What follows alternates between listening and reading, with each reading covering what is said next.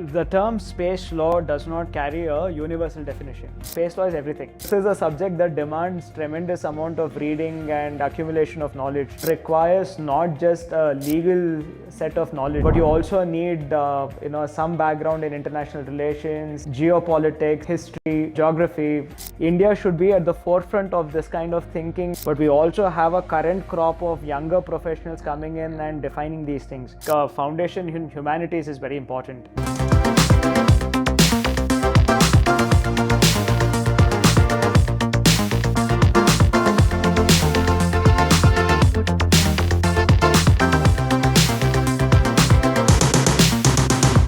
Hello and welcome to yet another episode of Cosmic Connect. Today we are talking on a very interesting topic, which is the space law, which I find personally very, very interesting and intriguing because of the nature of this industry and how are we really going to delve into this uncharted territory. And this is one topic that we are still exploring. And to talk on that, we have with us Ashok. Thank you so much for joining us for the episode, Ashok. Pleasure is entirely mine. And like I was mentioning, this is a topic that really fascinates me. It excites me. It's very interesting. It's also intriguing. It's intensive. And so before we get into other details and other questions, what I would love is if you could help our audience understand what do we mean when we say space law? Because we have laws here and we see how laws sometimes work for the basics of just traffic on the road, and we have laws and rules, but do we really know about them also? So to make laws for something which is uncharted territory, which is so out there beyond Earth and a space that has no boundaries and all of that, how do we go about space law and what do we mean by it? So, the term space law does not carry a universal definition. In a practitioner's understanding of the term, it refers to two sets of rules and regulations, right? International and domestic. The first set deals with those sources of law that govern space activities and don't govern anything else, right? So an example would be the Outer Space Treaty or say the Liability Convention. Then you also have the next category of rules and regulations, domestic and international, which govern a whole bunch of things, but they also end up governing, say, space activities. Right? So this could, for example, be principles of interpretation of treaties, general articles of state responsibility. They have as much a bearing on space activities as they have on, say, piracy in the high seas. Right? So space law comprises of both. So in essence, and to put it as simplistically as possible, space law is everything, right? But it also just comprises of those things that govern space and nothing else. But how do we come about framing a space law globally? Sure. Because like you said, it is everything, but Right. then we also have individually. So who is making the space law universally, and do we have something like that universally? So space law globally evolves the same way as, say, the Universal Declaration of Human Rights, right? So international law comes about in several fashion, but the most important three sources are customary rules of international law, something called as opinio juris, and the third being treaties. Among all the sources of international law, these are the three most important ones. So space law is largely the product of treaties, right? So nations came together, they negotiated, they arrived at a language of the treaty that is acceptable to all of them, and depending upon which country it is, they have either signed it, not signed it, and those who have signed it have further ratified it. So that is how globally space law kind of emerged, which is like any other form of international law, be it the UDHR or the International Covenant of Civil, Political and Economic Rights. So almost all international law comes about in this fashion, and so does space law. Okay. And for you personally, like you said that you have done law but not necessarily space law. So how did this come into for you, like practicing this or getting involved? Was it out of interest or how? So the story is that in 2014 I was 3 years into my setting up my own law practice. I had a client who incidentally happened to be a company engaged in satellites. And they said, among other things, they will also need us to advise them on space law, which is when I first heard the term. So that's when I opened up a SATCOM policy. So necessity was pretty much the reason why I got into it. And unlike, or perhaps maybe I'm being too presumptuous in saying that, but space law requires not just a legal set of knowledge, but you also need some background in international relations, geopolitics, history, geography, because you will never be able to answer things like what can trigger a war on resources on the moon unless you ask yourself how the Anglo-French conflicts happened in India during the era of colonization. So I think this is a subject that demands tremendous amount of reading and accumulation of knowledge. So in that sense, I think it gives you a sense of intellectual satisfaction that no other field of law provides. And usually we ask on the podcast in every episode that if the guest had a cosmic connect moment.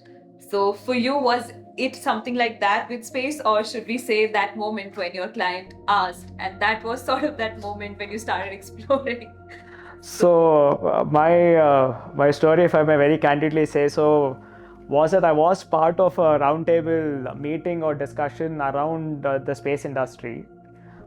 People spoke about these policies which I had no idea about. So I stayed silent for an entire hour, and for a lawyer to remain silent, especially for a litigator, for an entire hour was profoundly humiliating.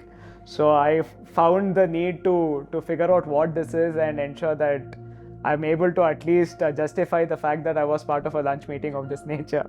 So if I must say, I think that was probably the... I think this is something like you mentioned, that not just what all has happened, but what are the current geopolitical scenarios, what are the future probabilities that the things might happen geopolitically, and I think all of that will impact. Absolutely. So to give you an illustration, the signing of the Artemis Accord by India can never truly be divested from the Russia-Ukraine conflict and the Indo-China conflict, right? So everything on the earth also defines what happens in space, and vice versa as well. And oftentimes space can be the factor that bridges two conflicting nations. So chances are tomorrow, and heaven forbid, but if there is a crisis involving Russian cosmonauts and American astronauts, chances are that they will work collaboratively together, because that's the spirit of international space law, that the rescue convention requires some degree of cooperation between nations. So oftentimes space can be can give you a fresh start for conflicts, right? Where you find that this is a way to bridge distances which events on the earth may not be so permissive about. So that's the beauty of space law. It defines or demands that you find a better version of yourself in outer space. Coming to the fact that this is, like you were mentioning right now, if there is a conflict happening, say between the Russian cosmonauts, the American astronauts. So space obviously is something that involves everybody. So when we have to frame certain regulations around it, laws around it, the policies, how do we go about the fact that countries have their own space policies as well, but then we need something that is more common and universal? Right. So what is the organization on a global front doing that? Right. And why do we need countries to have their own policies apart from That's a great question. So thankfully, before the Russia-Ukraine conflict started, and before the Indo-China conflict became what it is, space law evolved in its primal form around the 1960s, which was also the era of the Cold War. It was just the aftermath of the Hiroshima and Nagasaki bombing. So I think the world was kind of keen on ensuring that some of the mistakes of the past are not repeated going forward. So that's the reason why the language of the Outer Space Treaty emphasizes on how no nation can claim ownership in space. Sovereign claims are not permitted, and you cannot weaponize space. So the language of the Outer Space Treaty really carries a very idealistic message in it. And one of the immediate follow-ups of the entire process of space law coming together was also the extension of the International Telecom Union's mandate to cover orbital slots and frequency allocation. So today we do have some degree of global administration of space only to the limited extent of coordinating for frequency spectrum and orbital slots. So there is a fairly well-defined legal framework internationally, which is the ITU, which kind of oversees some of these things.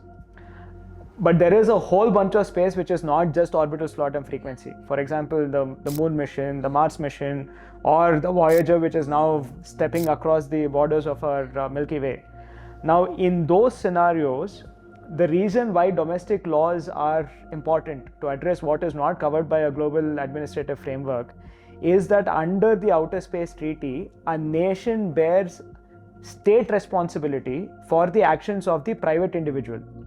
Right? So if tomorrow, heaven forbid, Elon Musk or SpaceX does something in space, the ultimate responsibility for that action lies at the hands of the United States of America. So for that reason, all space activities under the Outer Space Treaty have to be authorized by the state. Now, that authorization can either happen through a contract, which is a licensing agreement, where you have the government come back and say you're permitted to do this on ABCD conditions, or it can be a statute or a legislation, or it can be a combination of both. So because the foundation of all these domestic legislations go back to this international legal obligation, you will see some degree of harmonization in terms of how they are expressed.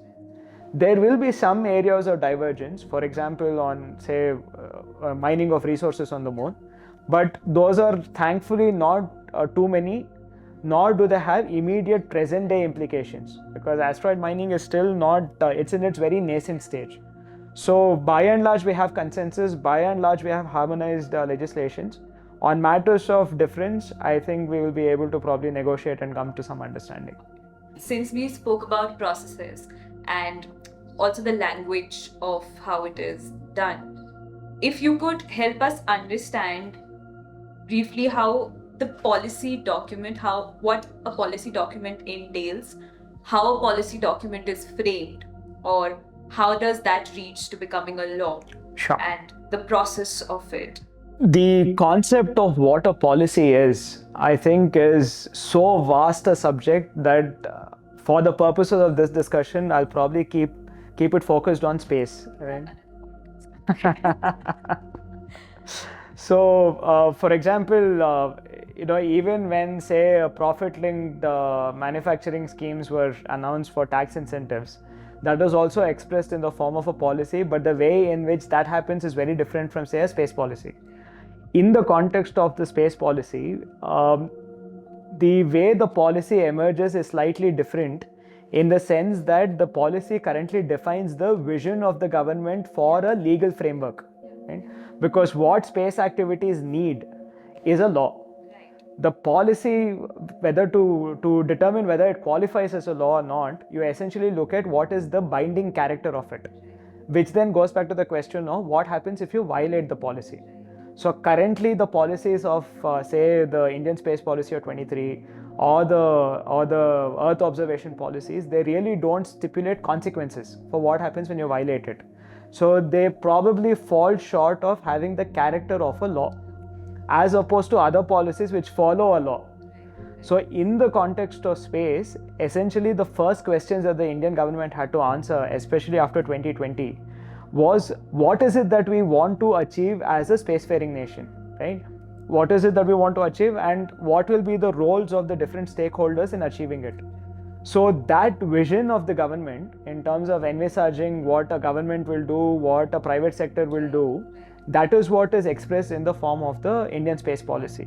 Right? But it lacks the character of a law. The assumption, therefore, that I make is that the policy will act as the foundation or the framework within which a legally binding legislative framework will emerge at a later date. What that legislative framework will be, while we may not know the specifics, we can somewhere infer that it will conform to the culture of the Indian Space Policy of 2023. Right? So currently I would say that the space policy is largely a vision document, which is then evolved through consultations with the industry, with the government, with different departments within the government, to finally come back and say, with the specific context of India, this is what we as a spacefaring nation are looking to achieve, and these are the different roles and responsibilities of each stakeholder. And since we've touched upon Indian space policy, I think I would love for us to discuss on that. You mentioned certain aspects about that culture of it. So, in that sense, which you've already stated it pretty much does, you think it does sort of showcase the intent of the, say, the government or the nation as to where they see the space industry going in India? Certainly, for the reason that right prior to the Indian space policy of 2023 coming out, and going back a few years before the Spacecom policy of 2020 came out, in 2017 there was a draft space activities bill that was doing the rounds, which envisaged or contemplated a scenario where no private industry could do any activities in space. There was a blanket prohibition.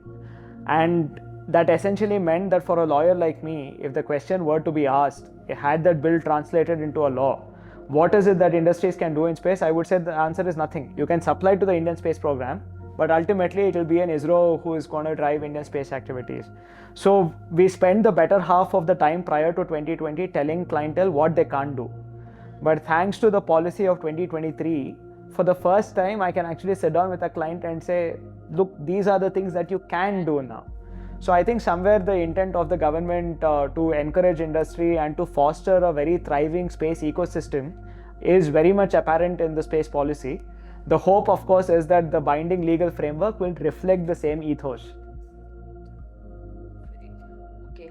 And so, in that sense, I think although I've got the answer for it, but if in case you want to add something more to the utility of this policy document that we have now, whether it is in terms of, like you said, sort of setting the stage for the intent of the Indian space industry, the vision that we have, right, or roles of the different stakeholders, right, or somewhere I think you had only mentioned that the industry, the startups, and the ecosystem was looking for a segregation of roles. right. So, because we have ISRO, in space, NSIL, all of that is Right. happening. Right. So, do you think that somewhat happens, but we need to build on that? So, I mean, to further contextualize the answer around that question, see, one of the main concerns of the industry was that you have a Department of Space and you follow that trail downwards, you have an ISRO operating under the Department of Space. Now, ISRO, through its commercial wing, be it Antrix or be it New Space India Limited, has also been an active participant in the space economy, which means that ISRO products and services are available for deployment in the commercial market. Now, when it comes to the private space sector, if they have to enter into the market, they obviously need license from the government or authorization from the government.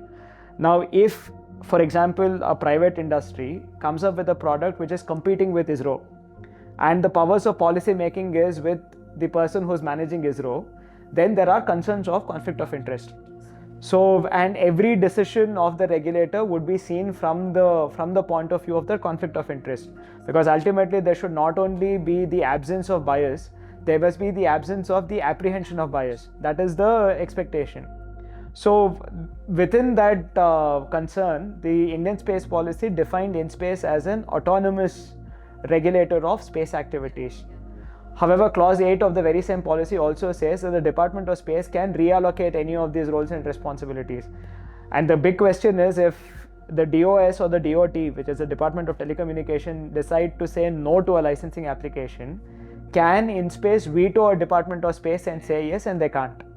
So now the point is that you may call them autonomous, but the scheme of the powers granted to them do not reflect that sense of autonomy, because they're not autonomous of the space program itself.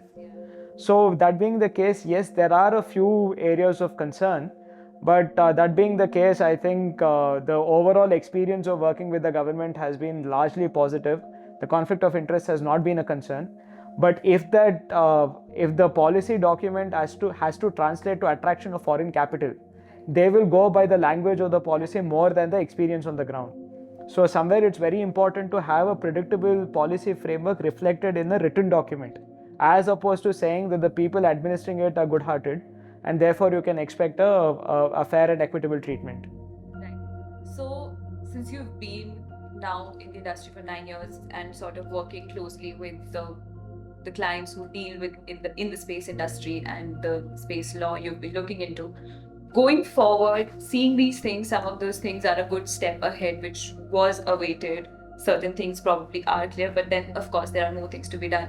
What do you think for India would be the right step further from the Indian space policy that has come out this year? So, from a lawyer's perspective, what we want is certainty of decisions and predictability in the legal frameworks. So, for me, the next two immediate steps is to translate the policy document into a binding legislative framework. Number two, sensitization within the establishment that decisions taken by one administration will not be unsettled by the next administration, because this is the very heart of India's troubles with international trade and investment law. So these are the two main things that I think we need to achieve. And three, this is not just specific to the space industry but to business in general. We need impetus for initiatives like decriminalization of some of these statutory compliances. We need a more rational tax regime. We need our bureaucrats and authorities to act in accordance with the spirit and intent of the government, and for there to be accountability when they do not do that, and for there to be encouragement when they do that. Now, these are fairly simple asks which are, industry agnostic. Yeah. And I think that is the need of the hour, because if they do that right, frankly, I think we don't have to really worry about what policies or frameworks come after that. And now, on a more larger way, as the space industry is growing not just in India but globally, we have a lot more activity, we have a lot more satellites out there. We are obviously now reaching to the moon, the Mars, and beyond are the aspirations. How important is it for us to start looking at these regulations and laws and how the whole governance, as per you think would Sure. look like? So see, this has been a consistent grievance that I've had with the Indian establishment. It is that we always follow the pattern set by others when it comes to policy making, when it comes to the stand we take in matters of international diplomacy. So I think somewhere it's important to, of course, be technology leaders, but we also need to be policy leaders. Why are we waiting for an Artemis Accord to be defined by the United States to figure out what can be done on the moon? India should be at the forefront of this kind of thinking and this kind of thought leadership in space activities. And the reason that I think we really struggle to kind of be ahead of the curve is perhaps that we have kind of conveniently put our respective policy narratives in silos. You have an academic lot who are essentially focusing on writing papers, on delivering good quality research, but they are completely isolated from actual decision making on the strength of those exact same publications. Then you have an establishment that is probably lacking the theoretical foundations of what they need to do, but they're still doing it. So then you have a defense establishment which is completely independent of civil establishment. But space is a domain where there's convergence of all of this. So somewhere I think we need to realize that we need a multidisciplinary approach. And two, we need to abandon this contempt we have for everything other than science, because there is this sense that everybody from the background of science can do everything else. That is not the case. Scientists should not be burdened with geopolitics and with law and policy and all of that. So I think somewhere we really need to take ownership and take control of the policy narrative. We shouldn't wait for the West or anybody else, for example, to define the trend and for us to follow. I would definitely love to see academics, practitioners, people from the industry, people from the field of science working together to define what India should do, as opposed to letting one set of people take the lead and for the rest to follow. Yeah.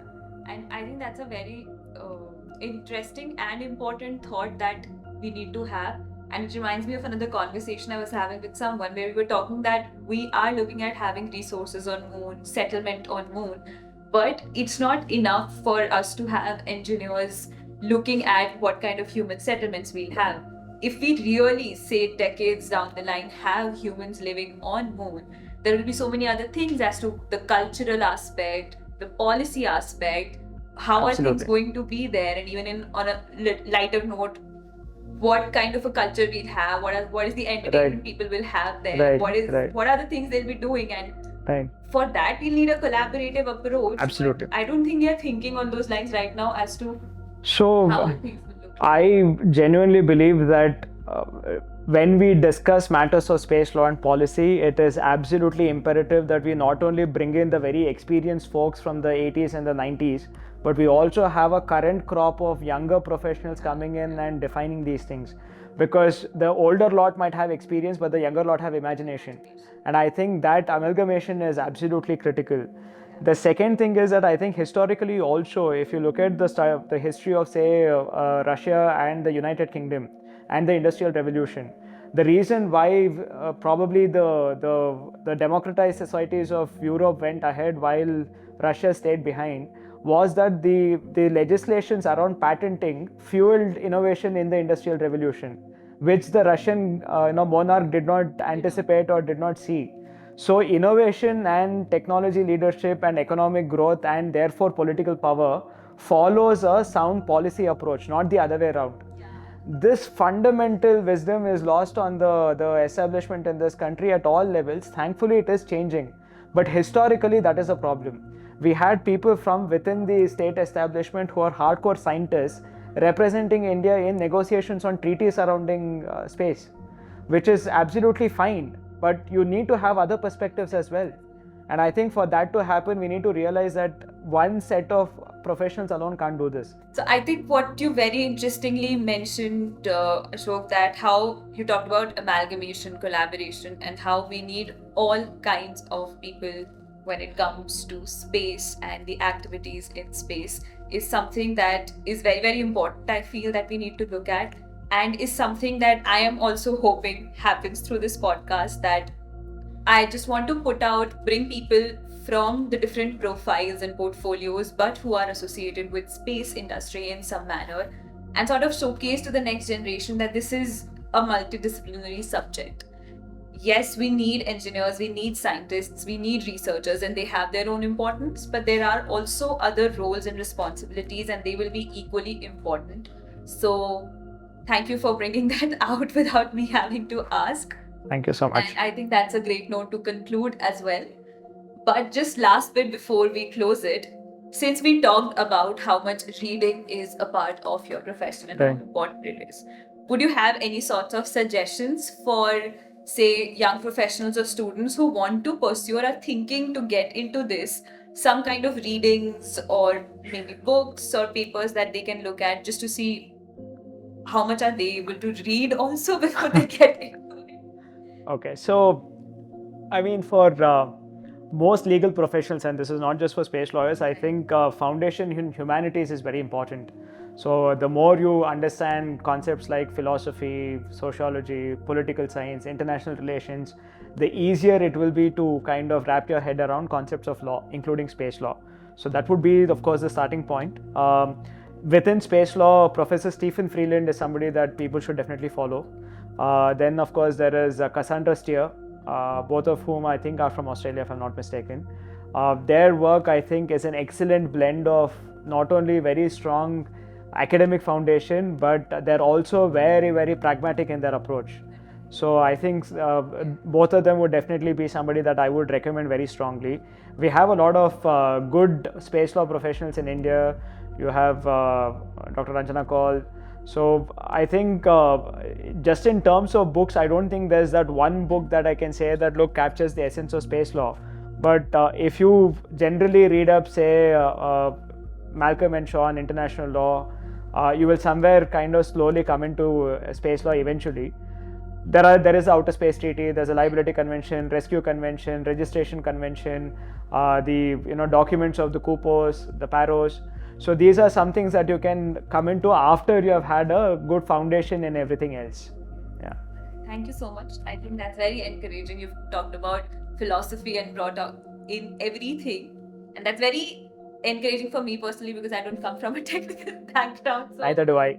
So it gives me hope that you can find your way, and hopefully it will give hope to the students and the audience as well, then they can.